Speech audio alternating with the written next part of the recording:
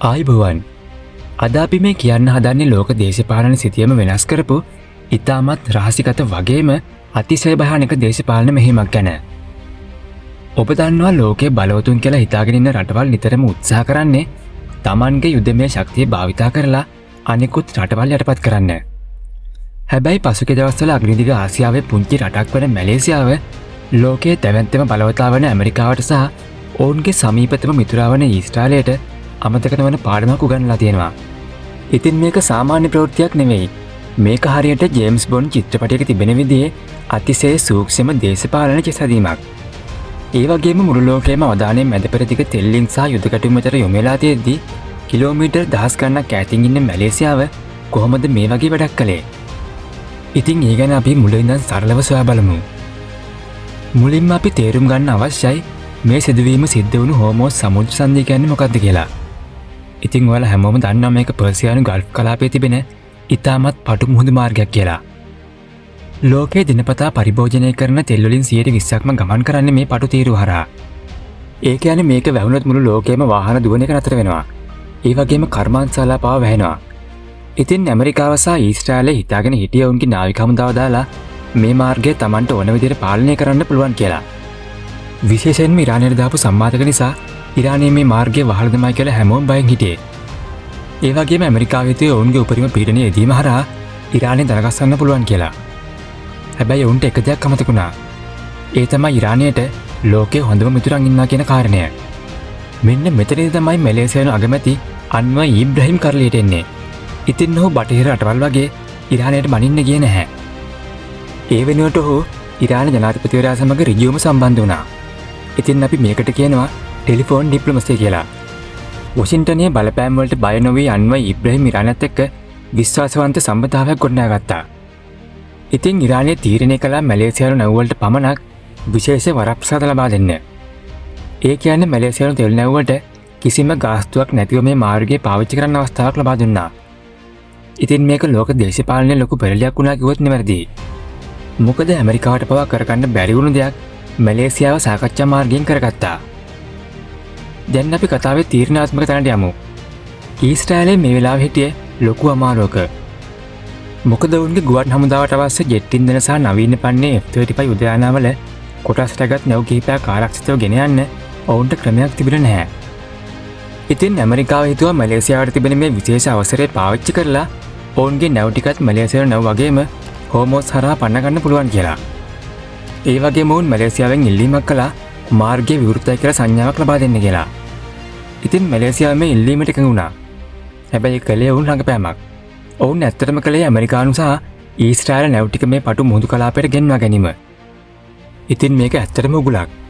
මේ නැව් සමූහය ඉරාන මුහුදු සීමාවට ආපු ගමන්ම ඉරාන හමුදාව විසින් එම නැව් වලට දැවැන්ත ප්‍රහාරයක් එල්ල කරලා සම්පූර්ණයෙන්ම විනාශ කරලා දැමූ බවට තොරතුරු වාර්තා වෙනවා. ඒ වගේම ඊශ්‍රායලයේ ගුවන් බලය මේ නිසා එක රැයකින් අඩපණ වෙලා තිබෙන බවත් වාර්තා වෙනවා. අපි දැන් බලමු ඇයි මැලේසියාව මේ වගේ අවදානම් තීරණයක් ගත්ත කියලා. ඉතින් මේක සැඟවිලා තිබෙන්නේ පිරිසිදු ආර්ථික විද්‍යාව. මැලේසියාවේ පෙට්‍රොනස් සමාගම ලෝකයේ ප්‍රසිද්ධ වුණත් මැලේසියාවට අවශ්‍ය කරන බර බොරු තෙල් ලැබෙන්නේ පර්සියානු ගල්ෆ් කලාපෙන්. මැලේසියාවේ මුළු තෙල් අපනයනන් 70%ක්ම එන්නේ හෝමෝස් සමුද්‍ර සංධිය හරහා.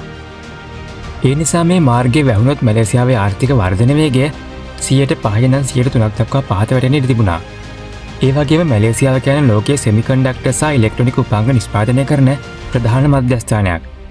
මේ කර්මාන්තශාලා පවත්වාගෙන යන්න බලශක්තිය අත්‍යවශ්‍යයි.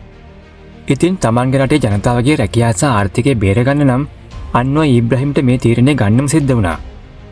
ඒ වගේම තමයි මේ රටවල් දෙක අතර තිබෙන සහයෝගීතාවය එක දවසකින් ඇති වුණු දෙයක් නෙවෙයි. 1979 ඉරාන විප්ලවය සිද්ධ වෙච්ච වෙලාවෙ ඉඳන්ම මැලේසියාව ඉරානය සමග හිතවත්කම් පැවැත්තුවා. ඉතින් බටහිර රටවල් ඉරානයට ත්‍රස්තවාදී රටක් කියලා ලේබල් ගහද්දී මැලේසියාවේ හිටපු අගමැති මහතීර් මොහමඩ් ඉරානයට ගිහිල්ලා ඔවුන් සමග මිත්‍රත්වය අලුත් කරගත්තා.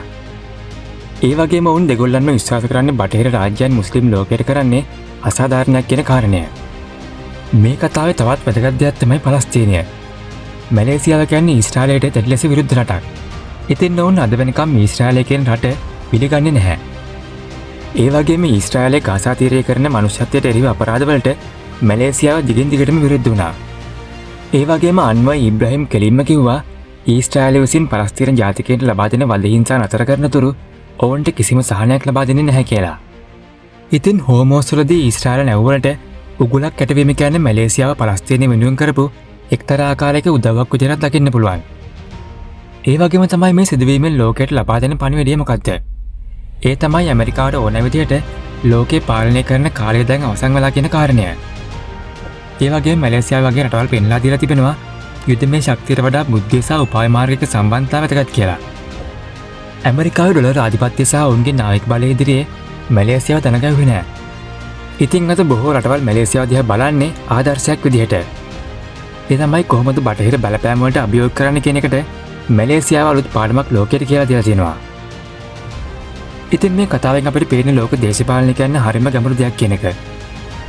අනෙක් පැත්තෙන් ආගමික සහ සංස්කෘතික බැඳීම්. ඉතින් මේ හැම දෙයක්ම එකතු වෙලා තමයි මේ වගේ විශාල තීරණ නිර්මාණය වෙන්නේ. ඒ වගේම තමයි මැලේසියාව කරපු මේ වැඩේ නිසා ලෝක බලතුලනය අනිවාර්යයෙන්ම වෙනස් වෙනවා. ඉතින් ඇමරිකාව සහ ඊශ්‍රායල දැන් ඉන්නේ ලොකු පසුබෑමක. ඒ වගේම ඉදිරි කාලෙදී මේ කලාපයේ තවත් අලුත් දේවල් සිද්ධ වෙන්න පුළුවන්. ඉතින් මේ ගැන ඔබ හිතන්නේ මොකද්ද? මැලේසියාව ගත්ත මේ තීරණය නිවැරදිද? නැත්නම් මේකෙන් වෙන්නේ මැලේසියාවට ලොකු අනතුරක්ද? ඒ ගැන පහලින් කමෙන්ට් එකක් දාන්න අමතක කරන්න එපා. ඒ වගේම අපේ channel එක තාම subscribe කරලා නැත්නම් දැන්ම subscribe කරන්න. මේ වගේ ලෝකයේ හෙල්ලු තොරතුරුත් එක්ක අපි තවත් වීඩියෝ එකකින් හමු වෙමු.